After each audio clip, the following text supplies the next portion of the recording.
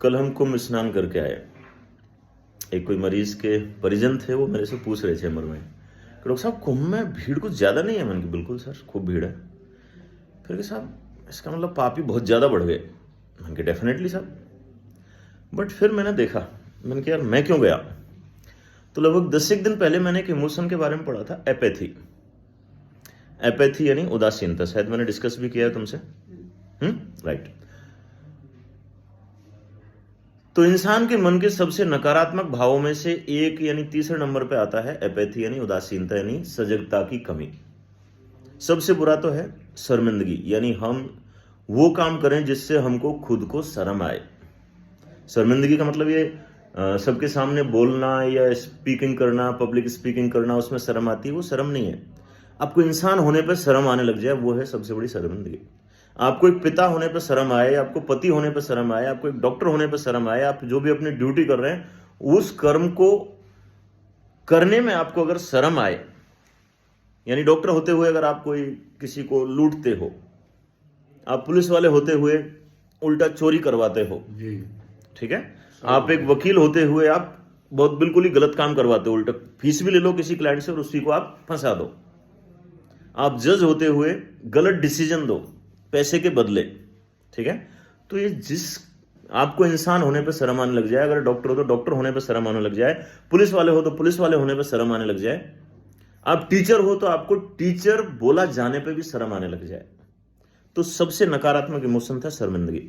फिर था गिल्ट, यानी जिस कर्म को करने के बाद आपको खुद को आत्मग्लानि हो, आपकी आत्मा खुद आपको कचोटने लग जाए कि यार ये काम तेरे को नहीं करना चाहिए था। ये सबसे बुरे नकारात्मक इमोशन में दूसरे नंबर पे है। और तीसरे नंबर पर डर, चिंता, जलन, ईर्ष्या नहीं है, तीसरे नंबर पे है एपैथी। एपैथी यानी उदासीनता यानी सजगता की कमी, यानी कि हम अपने जीवन के लिए, अपने मन के लिए, अपनी आत्मा के लिए सजग नहीं है। यानी हम शरीर के लिए सजग नहीं है, केवल जीव कह रही है इसलिए खाए जा रहे हैं।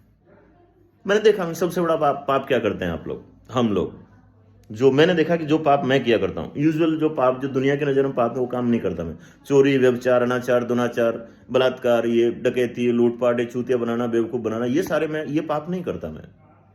लगता है कभी कभी गलती से हो जाता हो, कभी नहीं लगा होगा, ठीक है, लेकिन फिर भी कभी गलती से हो जाता होगा। लेकिन फिर मैंने देखा कि यार पाप तो मैं डेली कर रहा हूं। मैंने कि अगर मैं यहाँ पे 9 बजे आने का टाइम मैंने सेट कर रखा है और 9:30 बजे आ रहा हूँ, 10 बजे आ रहा हूँ, हो गया पाप। जी। अगर मैंने आपसे गलत तरीके से बात की, हो गया पाप। जी। अगर मैं बच्चों पे चिल्ला गया, बीवी पे चिल्ला गया, माँ बाप पे चिल्ला गया, हो गया पाप। पाप है, बिल्कुल पाप है। अगर मेरे शरीर के लिए जो आवश्यक चीज है वो चीज मैं नहीं दे रहा, यानी पानी की जरूरत है, पानी नहीं पी रहा, हो गया पाप। मेरे को पेशाब जाना है, पेशाब लगा हुआ है, प्रेशर लग रहा है, लेकिन फिर भी मैं नहीं कर रहा हूं, हो गया पाप। मेरे को चाय नुकसान करती है और मैं चाय पी ली, हो गया पाप। मेरे शरीर के लिए दारू या अफीम या चरस, गांजा, भांग, शराब या बीड़ी, सिगरेट, तंबाकू, गुटखा, ये अगर शरीर के लिए आवश्यक नहीं है, शरीर के जीवन के लिए, शरीर की कोशिकाओं के लिए नुकसान कर रही है, उनको खत्म कर रही है, उनको बर्बाद कर रही है, और मैंने उसका प्रयोग कर लिया, हो गया पाप। और दूसरा, रास्ते में हम चल रहे हैं, रास्ते में किसी को भी देख के अगर हमारे मन में कुछ नकारात्मक विचार आ गए, हो गया पाप। इसको मर जाना चाहिए, इसको कट जाना चाहिए, इसको जल जाना चाहिए, तो खत्म है साले, इसको ठोक देना चाहिए, हो गया पाप। फिर मैंने देखा कि यार मन मानसिक स्तर पर डेली पाप हो रहे हैं, वैचारिक स्तर पर डेली पाप हो रहे हैं, और डेली जो दिनचर्या के स्तर पर है उस पर भी डेली पाप हो रहे हैं। ये जो पुराने जो संत थे, ऋषि मुनि थे, मैं जो सभी जो आज जो बाबा बैठे हैं सभी को संत नहीं मानता मैं, लेकिन जो वास्तविक ऋषि मुनि थे, जिन्होंने बहुत बड़े रिसर्च के बाद, बहुत बड़े अध्ययन और एक्सपेरिमेंट के बाद कंसेप्ट बनाए हैं कि आपको पाप मुक्ति यानी आपकी ग्लानि से मुक्ति जरूरी है। चाहे वो कुंभ में जाके हो, चाहे गंगा में जाके हो, चाहे मंदिर में जाके हो, जैसे ईसाई धर्म में होते हैं, वो हर हफ्ते जाते हैं, चर्च में जाते हैं, फादर के सामने कन्फेस करते हैं अपनी बातों का कि मेरे से ये गलतियां हुई हैं, और उस फादर की ड्यूटी होती है कि उसको फॉरगिव करे, भले ही वो कितना भी, वो भले ही एक दिन पहले रास्ते में उस फादर को ही 2 थप्पड़ मार के आया है, लेकिन उस फादर की ड्यूटी बनती है कि मैं इसको फॉरगिव करूं और इसको फील कराऊं कि यू आर फॉरगिवन। पुरातन से ये हमारे सनातन धर्म संस्कृति में चला आ रहा है, पाप कर्म से मुक्ति, और ये डेली जरूरी है। ये रिचुअल्स बनाए हैं, ये कर्मकांड ऐसे नहीं है, कर्मकांड है। जैसे मैं अगर ज्यादा खा लिया तो मेरे लिए कर्मकांड करना जरूरी है, दौड़ना। मैंने पिछले 3 दिन अगर खूब खाया, बाहर का खाया है, मेरे लिए जरूरी है कि मैं इस पाप से मुक्ति के लिए अब उपवास करूं एक दिन। मैं आज कुछ नहीं खाऊंगा, मैं घर पे बोल के मैं रात को ही खाऊंगा, 24 घंटे बाद ही खाऊंगा। Are you getting? अगर सिगरेट पी ली, अगर दिल्ली चले गए 10 सिगरेट के बराबर तो हो गया। अगर वहां चले गए तो फिर आपको डीप ब्रीदिंग ज्यादा करनी चाहिए, आपको एक्सरसाइज ज्यादा करनी चाहिए।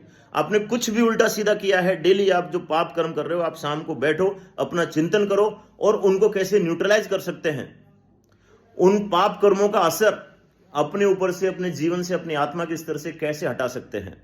कई बार अहंकार सबसे बड़ा पाप होता है। अहंकार यह होता है कि साहब मैंने तो कोई पाप किया ही नहीं है।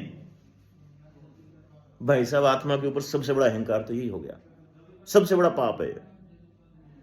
कृष्ण ने अपनी पूरी सेना को मरवा दिया था, अहंकार ग्रस्त हो गई थी।